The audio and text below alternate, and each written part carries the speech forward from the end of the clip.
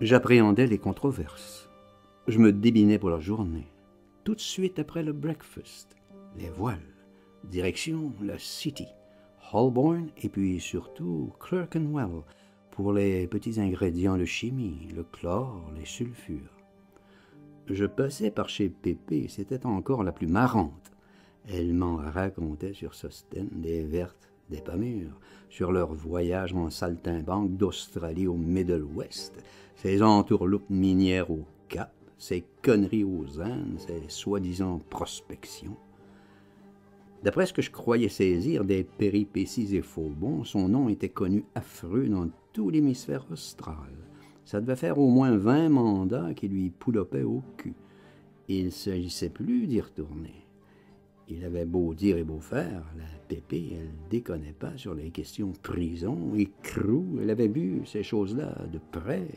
« Vous n'avez pas idée, chérie. » Elle m'appelait toujours chérie. « Du genre des juges de Bombay. Ce sont des vautours véritables.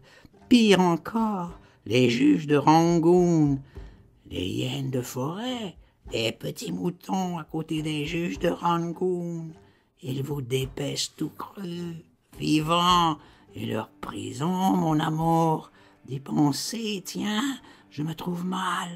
L'odeur, mon trésor, l'odeur, quel charnier, 10 détenus pour une fosse, accroupir morts et vivants, tout ça ensemble.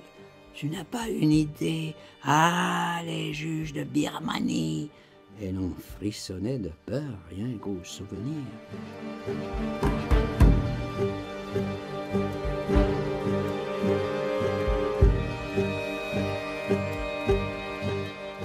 Ah, encore, s'il m'aimait. Ça la reprenait à propos. Il s'agissait du Sosthène, ça lui redonnait une tristesse. Je la quittais sur une bonne parole. Une fois, l'après-midi, je suis passé devant chez Prospero, enfin l'endroit où ça se trouvait. Il n'y avait plus que les débris, les cendres, une palissade à claire-voie. C'est tout ce qui restait de la croisière. Je demande un peu des nouvelles aux environs, aux voisins, l'autre pub plus bas. Ils n'avaient pas revu Prospero. J'avais affaire de ce côté-là, un peu plus loin, dans Wapping, à la fabrique Gordonwell, les bonbonnes de carbure. C'est par là vraiment le gros trafic, le grand charroi vers les docks. On peut dire que ça n'arrête pas.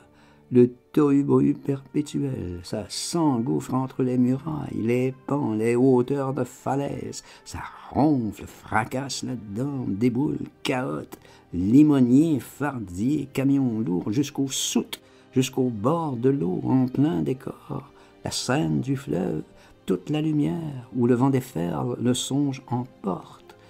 Je vois, je fais du sentiment, j'ai demandé à droite, à gauche.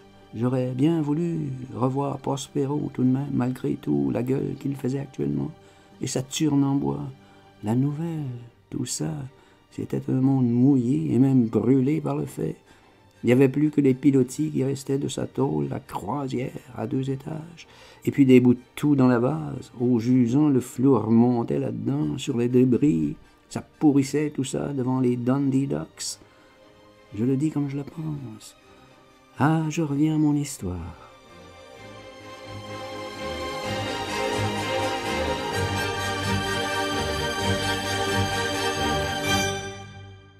Je flânais plus beaucoup, c'est un fait. Juste un petit crochet de temps à autre. Entre 2 usines, je promenais plus de grosses sommes sur moi. Juste 2-3 livres pour mes emplettes et toujours absolument seul, plus jamais avec Virginie. J'avais le temps de lire les journaux comme ça, d'un banc sur un autre. Il entraînait énormément. Il parlait plus du tout de Greenwich, de notre sale histoire. Plus un mot, plus une allusion, le parfait silence. C'est vrai qu'il se passait bien d'autres choses et des mystères plus passionnants par le vaste monde. Même pour Londres, il s'en passait de raides et il y avait de quoi lire. Un mort trouvé sous un tramway, une nurse au fond d'un égout, avec un poignard long comme ça, un bébé suspendu en l'air après un fil télégraphique, et puis les très grandes offensives qui se préparaient dans les Flandres, qui devaient aboutir à Berlin, et puis la prise de Salonique prévue pour un moment à l'autre. Des émois à n'en plus finir. Au moins 8 specials par jour, c'est dire si ça bardait un peu. Plus un mot donc de notre catastrophe. On aurait dit que le Klaben, il n'avait jamais existé, la Delphine non plus. C'était fort, un songe, ça me donnait du vrai malaise. J'en avais pas rêvé pourtant. C'était bien des soucis bien réels, abominables et menaçants, la preuve que j'en palpitais, que je grelottais rien que d'y penser. Sûrement j'avais un petit répit, mais ça voulait pas dire grand-chose. Les péripéties de la guerre, ça fascinait un petit peu les gens, mais ça reviendrait bientôt dans notre sens. C'était reculer pour mieux sauter. Boomerang, monsieur, boomerang! Un jour, ils en reparleraient de Greenwich. Ah, ça, j'étais sûr et certain. Je portais mon barda et mes soucis d'un quartier dans l'autre.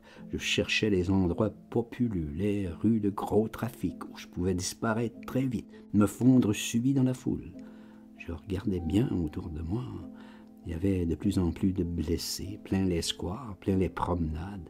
La guerre commençait à bien rendre. De tous les pays, de toutes les couleurs. Ils promenadaient, rôdaient par bandes, par escouades, à plein trottoir, clopinant, pilonnant, tordus en écharpe, la béquille surtout. Surtout les Zealand qui me semblaient les plus amochés, beaucoup parmi en petite voiture. À la maison, plus d'esclandre, plus un mot du tout, conduite exemplaire. Je rentrais à l'heure dite pour les repas. Tout de suite après, au dodo. Sosten travaillait jour et nuit. Je les entendais dans leur soupente, là-haut, secouer toutes leurs ferrailles, limer, cisailler. Au réveil, ils frappaient encore, cabossaient encore les tôles et se préparaient fiévreusement pour le jour dit du grand concours. Je me disais qu'au moment, ils allaient encore faire des leurs, entrer dans une transe terrible, tout refoutre en l'air d'un coup de rage, s'assassiner pile sur le tas. Suffisait qu'ils rehument une bouffée, qu'ils reniflent encore un coup de leur gaz, leur plus mauvais, leur ferocious, et leur crime recommencerait.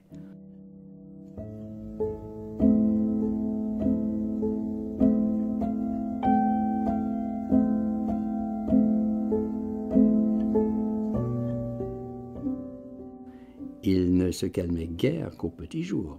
Ils s'écroulaient tout endormis, à même parmi leurs ustensiles. Mais ils traînaient pas à Vachy, repompés dodo, juste 2 heures, hop, vite à table. Et là, alors, c'était délicat, le moment vraiment pénible. Virginie, je voyais sa pauvre mine, son pauvre petit air. Elle aurait bien voulu me parler. Ah, je me défiais. Elle me faisait trop peur. Oui, vraiment, c'était pas juste de la lâcheté. Je regardais l'oncle Sosten, la fenêtre, n'importe quoi, n'importe qui, pour échapper à son regard. Elle me donnait comme une épouvante, depuis la soirée du tweet-tweet. Peut-être que c'était juste une fièvre, une lubie de ma part, un accès, que j'avais tout imaginé, que rien n'avait vraiment eu lieu. Le ding-bi non plus, ni le reste, une berlue furieuse, que ça m'avait pris comme ça. C'était bien possible, avec les chocs abominables, tout ce que j'avais subi de la tête, fractures, commotions, trépans, que c'était que des vertiges. Depuis mes opérations, il m'en passait, des vagues terribles. Je battais la campagne, déconnais pour un oui, un non. Je voulais pas approfondir, c'était trop dangereux, c'était trop. Je succombais par la tête. Alors tant pis, merde, prudence, pauvre petite chérie. Je voulais plus la voir. C'était fini, les amours. Elle me foutait le trac, et puis c'est tout, et puis voilà.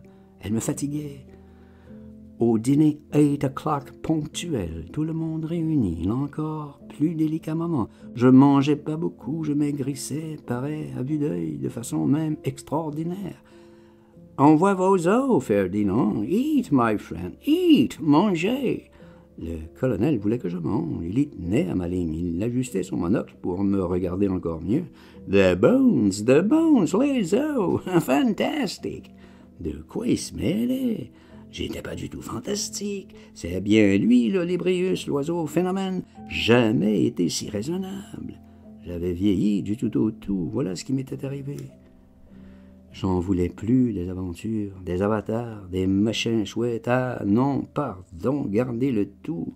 Je leur ai dit tout de suite, tout cru, qu'ils se le tiennent pour dit, qu'ils pouvaient partir pour la Lune, les Cyclades, les îles de la Sonde, bon vent, bon voyage, en masque, sans masque, en dirigeable, en métro, à 4 pattes, en tram, en omnibus, que je m'en foutais énormément, que moi j'étais plus de leur voyage.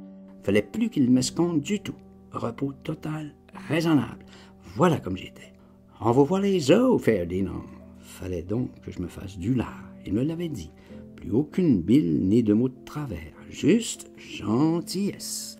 Convalescence. Que j'attende venir. La paix, les beaux jours. Je bichais plus que pour la guerre finie. Voilà, c'est bien simple. Je me voyais déjà un boulot de choix, une petite représentation, un article à la vente facile. Ah, plus du lourd, volumineux, fini les sans-frusquins crevants. Assez les tonnes aux endosses. Non, que du léger, de l'agréable.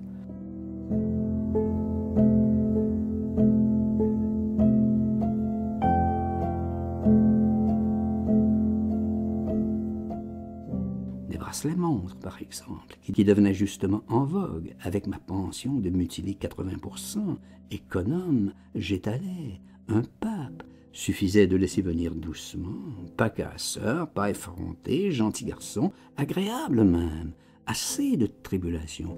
Sûr ou pas, j'en avais ma claque. Bonne chance, bon voyage, voltige et mignonne, l'eusse-tu cru, coquins et polichinelles, assez compliquée la vie. Au vent les morues, les pucelles aussi, bardés les cyclones. Au diable phénomène, Leicester, Van Craben, tweet, assez d'anarchie. Belais les guignols, je voulais plus m'agiter la tête, ni la carcasse, ni rien du tout. Patience, patience, et bien du calme. Fallait crécher en attendant, vivoter, tenir. Dehors, il y avait du Matthew, ah, ça, sûrement. Ici aussi, peut-être, sans doute. L'oncle devait avoir son idée, plus perfide encore que les autres. En plus de ses manies de cravache, je le voyais bien, lui, nous donner le chat et la souris. Il nous observait, mijotait. Il devait s'amuser dans le moment. Il devait faire durer son plaisir. Un beau matin, il nous fourguerait comme ça, toc, aux flics.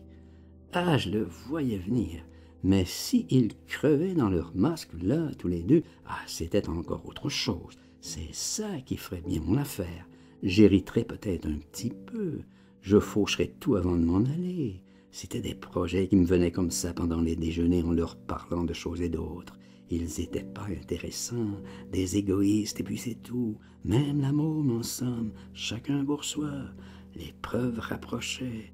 Ça venait bientôt, le fameux concours. Ça lui faisait comme un froid dans le dos au Sostène chinois. Il nous racontait plus grand-chose, juste 2-3 mots au colonel. Il avait l'air triste. Ça nous faisait 2 mélancoliques comme ça à table à chaque repas. Heureusement que le colonel, il tenait le coup admirablement.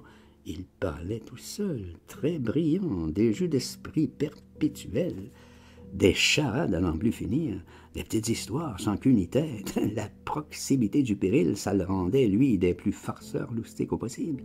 Il n'arrêtait plus de faire des mots, des devinettes. Heureusement, il oubliait tout. D'un moment à l'autre, il reprenait les mêmes. Mon premier est un petit oiseau. Mon second est un grand ministre. Ministre, attention, curate, attention.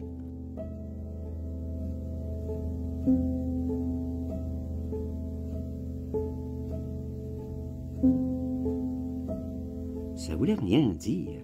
Fallait tout de même le trouver drôle. Ah, pas d'histoire, pas le froisser. Attention, rire et de bon cœur. Sostène, fallait qu'il se force, qu'il y aille de son grand éclat. Sans ça, le colonel se vexait. Ah, la gueule tout de suite. Et après, c'était le céleri.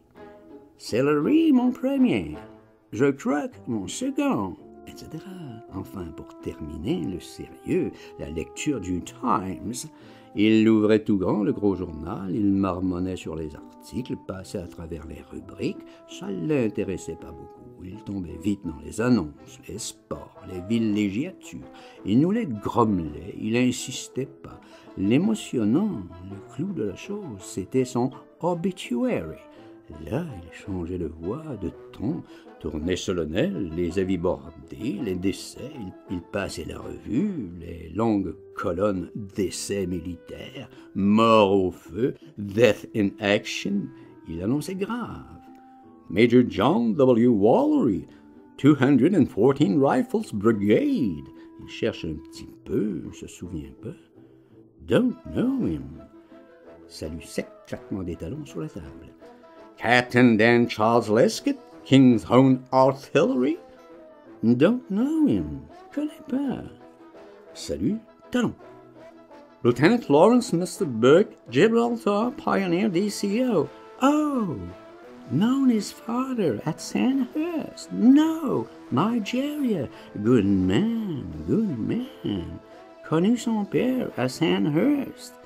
Ainsi, toute la ribambelle des morts, tous les anciens camarades, leurs fils, leurs cousins, tous ceux qu'il avait connus, tous ceux qu'il n'avait pas connus, de ci, de par le monde, d'Ascot aux stations Diable au Vert, des fonds de Bermude aux îles Hébrides, partout au service également du 7e Royal Engineer.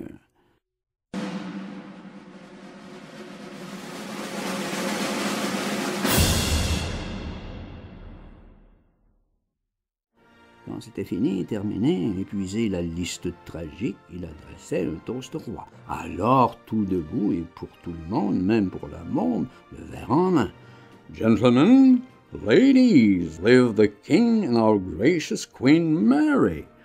And vive notre General Haig, and vive votre Joffre, vive la France, rule Britannia. Tout le monde servit en entente cordiale. Ça se terminait par les artistes. Un grand toast encore pour ceux-là, à la gloire des gloires du théâtre, à ses souvenirs personnels. Long live our Helen Terry, our glorious Keats. Bravo pour Sarah Bernard. Vive la dame aux camélias. Alors, on pouvait disposer.